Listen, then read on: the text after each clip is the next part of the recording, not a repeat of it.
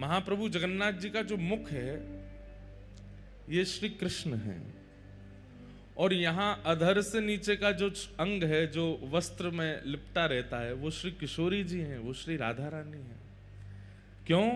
क्योंकि वस्त्रों के भीतर जो महाप्रभु जी का स्वरूप है वो गौर वर्ण है।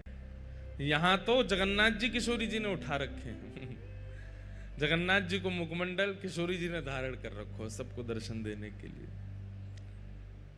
और एक बात और कहते हैं बंधुओं, महाप्रभु जगन्नाथ जी को गीत गोविंद इतना प्रिय क्यों है? इतना प्रिय गीत गोविंद है महाप्रभु जी को कि उस समय गीत गोविंद के बड़े नियम हैं, बहुत ध्यान से सुनिए सब लोग। जो भी कोई गीत गोविंद का एक सर्ग का भी पाठ करते हैं उनको बहुत ध्यान धरना चाहिए कि आप किस स्थान पर बैठकर के गीत गोविंद बोल रहे हैं। क्योंकि श्री नाभाजी महाराज भक्तमाल जी में कहते हैं, ता सुनवे राधा रमण अवश्य पधारे।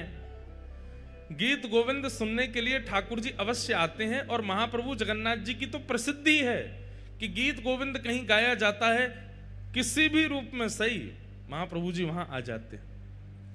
तो व्यक्ति को विचार करना चाहिए कि वह गीत गोविंद का पाठ स्थान, समय, परिस्थिति सब देख करके कहे कि अगर मैं यहां गीत गोविंद का पाठ करूंगा तो कहीं जगन्नाथ जी को आने में कष्ट तो नहीं होगा। अब आप गाड़ी चला रहे हैं और गाड़ी चल रही है आपकी 100 की स्पीड पे और आप गीत गोविंद गा रहे हो, तो गीत गोविंद गा तो आप रहे हो, लेकिन 100 की रफ्तार में जब गाड़ी चला रहे हो ठाकुर जी को कितनी तेज भाग करके आना पड़ेगा आपके पास, वो श्रमित ना हो जाए। उनको कष्ट नहीं होगा लेकिन हमको विचार करना चाहिए। आप किसी ऐसे स्थान पर बैठे हैं जहां पवित्र नहीं है, शुद्धता नहीं है, बिल्कुल गंदगी पड़ी हुई है और आपके गीत गोविंद चल रहे हैं, तो महाप्रभु जी को वहां आना पड़ेगा, उसका विचार कीजिए।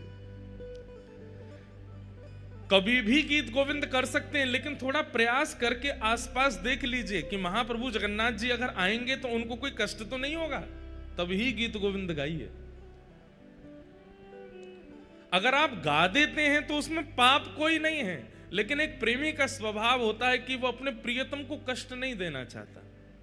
महाप्रभु जगन्नाथ जी को कहीं कष्ट ना हो जाए, इसलिए चलते फिरते उठते बैठते खाते पीते हंसते सोते जागते